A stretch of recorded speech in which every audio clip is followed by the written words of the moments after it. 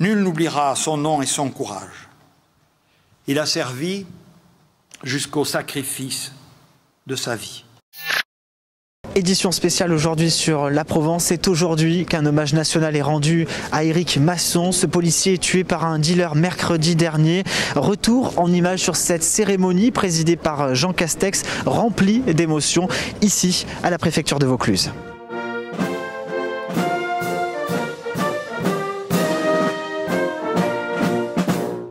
Ce soir-là, Éric Masson n'est pas rentré chez lui. Il n'ira plus le dimanche pêcher dans l'Ouvèze. Il n'ira plus s'entraîner au marathon. Il ne conduira plus ses 2 filles à l'école, comme il aimait à le faire lorsque ses horaires de travail le lui permettaient. Aujourd'hui, sa famille, ses amis le pleurent, et toute la police nationale avec eux.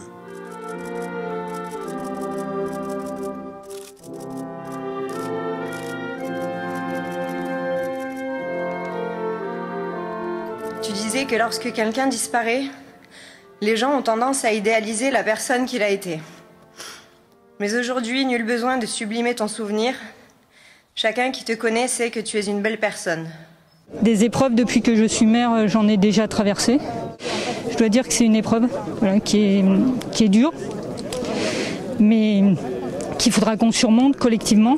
J'aurai l'occasion demain soir, en fin d'après-midi, d'inviter les Avignonnais à nouveau à un moment de communion et de recueillement, et à leur dire que voilà, il faut qu'on trouve aussi la force, tous ensemble et collectivement, de dépasser le drame absolu qui s'est passé mercredi dernier au sein de la ville d'Avignon. J'ai fait 33 ans dans la gendarmerie et j'estime que c'est un enfant qu'on a perdu, de mes amis, malgré qu'il soit policier et moi gendarme. C'était normal qu'on vienne rendre un hommage national à ce policier qui s'est fait abattre bêtement. En tant que citoyen, je me devais de venir rendre honneur à Éric.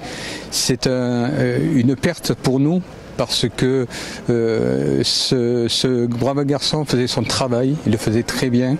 Et puis des jeunes écervelés ont fait n'importe quoi. Et c'est actuellement le gros problème.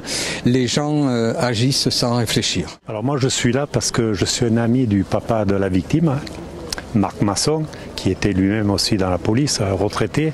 Et voilà, donc j'ai venu rendre hommage à son fils, que j'avais aperçu quelques fois.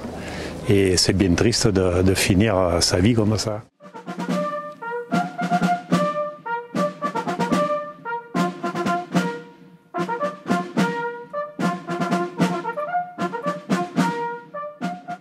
S'il y a eu cet événement, je pense que la peur du policier n'existe plus. Une semaine après la mort du fonctionnaire de police à Avignon, l'émotion laisse place désormais à la colère des collègues d'Éric Masson. Devant l'hôtel de police, ils étaient le week-end dernier plus de 5000 à lui rendre hommage. Une semaine après, les syndicats de police réclament au-delà des moyens, plus de fermeté dans l'application des sanctions pénales. C'est un drame hors du commun qui touche la police avignonnaise et toute la police française. On est toujours sous le choc, bien entendu, de ce qui s'est passé. On est toujours sous l'effet de la colère également, parce que bon, c'est le genre de choses qui ne devrait jamais arriver quand on est policier. On se lève le matin pour aller travailler, c'est pas pour ne pas rentrer le soir et ne pas embrasser ses enfants. Nous exigeons, parce que je vais parler d'exigence, une réponse pénale très forte, exemplaire. Puisque de toute façon, de notre côté, ça fait des années qu'on dit que les agresseurs de policiers, les tueurs de policiers, parce que je peux employer le terme maintenant, doivent dormir en prison et sans remise de peine. Une spirale de la violence qui fait désormais partie du quotidien des forces de l'ordre. La peur du flic, elle n'existe plus ?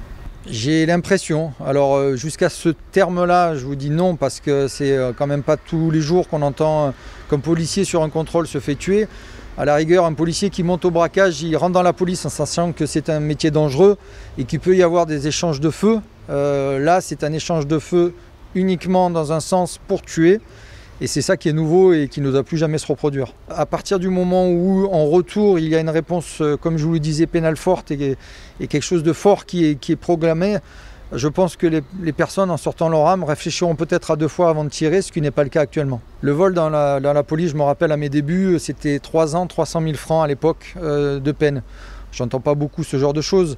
Je sais qu'il y a un juste milieu à avoir et je prends en compte le travail de la justice, mais là, dans le cadre qui nous importe, à savoir le meurtre d'Éric, on parle d'un assassinat d'un fonctionnaire de police et il faut que ça soit exemplaire sur la réponse. Une condamnation exemplaire, alors qu'hier soir, le Premier ministre Jean Castex a promis devant les syndicats de police une aggravation des sanctions pour ceux qui s'attaquent aux forces de l'ordre.